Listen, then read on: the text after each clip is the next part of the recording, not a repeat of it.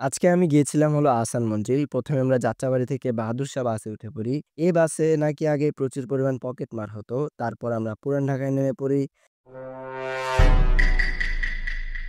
এখানে সবসময় প্রচুর পরিমাণ ভিড় থাকে।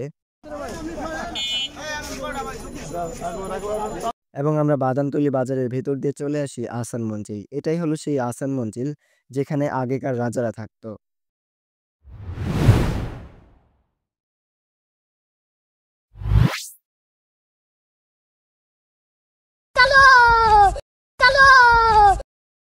তাদের কারণেই পুরান ঢাকার খাবারের এত ঐতিহ্য। তারপর আমরা সীমানা পিলার, আগের যুগের ঝাড়বাতি এবং তাদের বিশাল খাওয়ার টেবিল, তাদের সিঁড়ি, তাদের ডাক্তারি জিনিসপত্র এবং তারাও নাকি ব্রিটিশদের সাথে তাল মিলিয়ে পুলবার খেলতো। তাদের সিন্দুক, খাবার প্লেট এবং এরপরে সব বিখ্যাত মানুষদের ছবি ছিল। তাদের অলংকার, তাদের রুম, বিভিন্ন মূর্তি, প্লেট, জগ, চায়ের কাপ, বিছানা, চায়ের কেটলি, তাদের আড্ডাখানা